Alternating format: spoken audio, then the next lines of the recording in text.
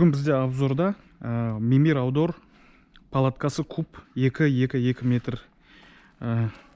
Қазір 23 жылдың қаңтарына бағасы 124 мың болып тұр Каспийде.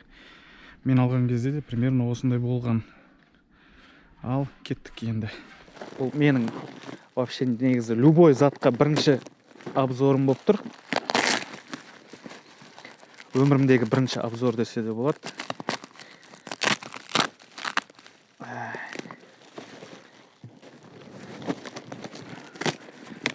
Жыртылған жері сатып алып атқан кезде моделін тексеру үшін кішкене жыртқанбыз.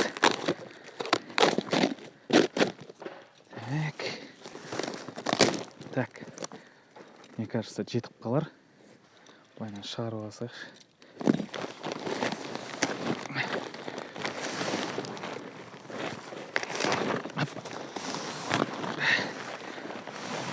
О, здоровый! Так. Чехолның сапасы ничего, су өткізбейтін ғой мына материалы.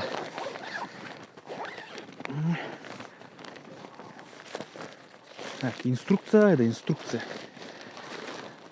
Ага. Инструкция. Бәріне түсінікті Қытай тілінде екен инструкциясы.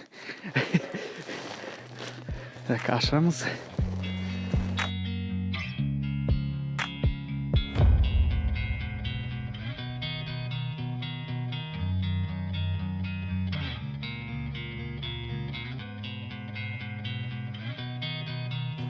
Жалпы өмірімде бірінші рет палатка құрып отыр, негізі.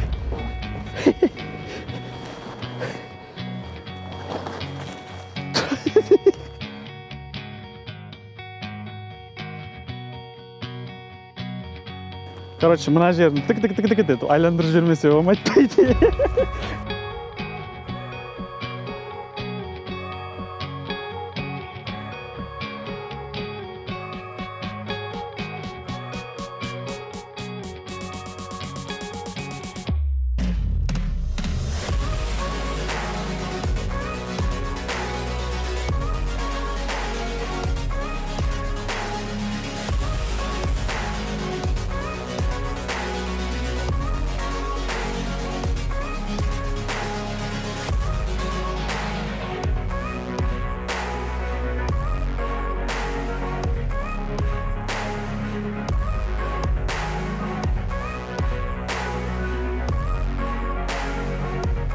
Так. Hoppa. Жаздың күні де шыбын маса кірмеуге. Жаздың күнінде пайдалануға болады, қыстың күні ғана емес. Мынандай орап қоятыны бар екен. Хоп. Хоп. Ал кіріп көрейік ішінде.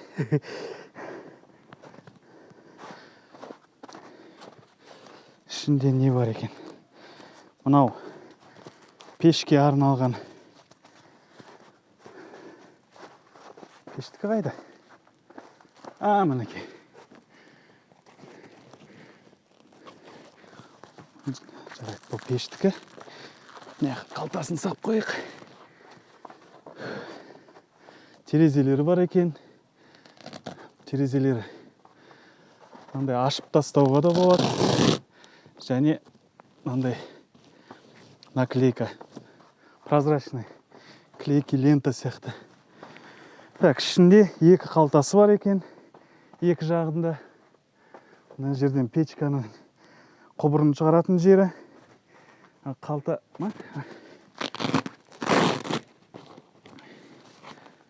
бұл ауаға кіргізетін жерлер екен. Жаңағы. Бүйтіп ашып қоямыз. Сыртынан тартып қоямыз.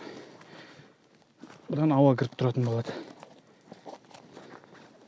Несі айда он? Так, бірінші косяк бар уже.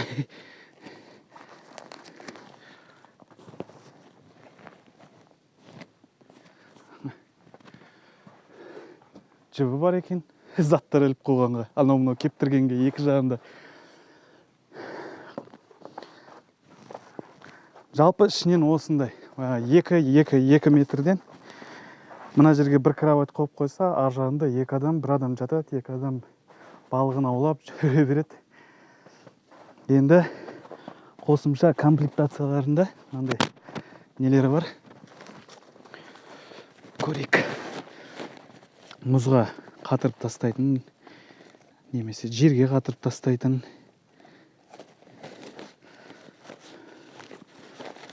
Көрейік. Запасной бір жері жыртылып тесіліп қалып жатса, немесе материалды тексеруге арналған 3 қабатты не, мына қарап отырсаңыздар. Мынау жаңбыр су өткізбейтіні, ішінде утеплителі, ішінен де сондай материал. Оранжевый тура осындай екен. Жаңағы клей, если бір жерлері тесіліп жатса, мына жаңағы запас клей де бар екен комплектінде. Және мынау қатты жел болған кезде мынаны тартып, мынаған мұзға немесе жерге кіргізіп, мынау жіптерімен бұлайынан тартып жерге қатырып қойға болады. Осы мына шет сыртынан көрейік. Сапасы мықты көрініп тұр.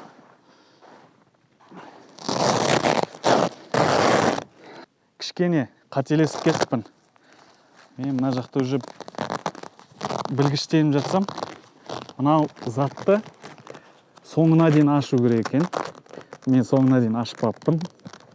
Бірінші обзор болғаннан кейін болады ондай. Мына жерінде ілетін заттары бар екен. Хоп, терезені.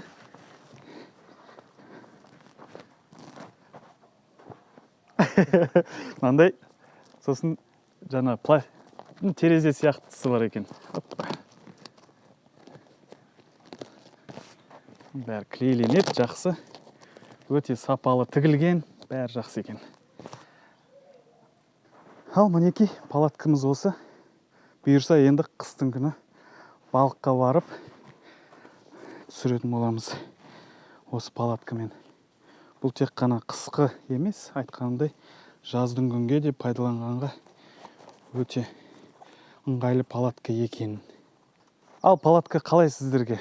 Реакцияларыңыз қалдырыңыздар, лайк, дизлайк, сосын комментарийға пікірлеріңізді жазыңыздар. Қалай дұрыс болады осындай обзорлар түсіріп атқан бірінші обзорым. Сол үшін қатты не қылмаңыздар, критиковать етпеңіздер, конструктивті түрде қылып критикаларыңызды жазсаңыздар, бәрін учитывать етіп болашақта әдемілеп, бұдан да бөлек обзорлар түсіретін боламыз. Соңына дейін көргендеріңізге рахмет. Келесі видеода жолыққанша аман есен сау болыңыздар.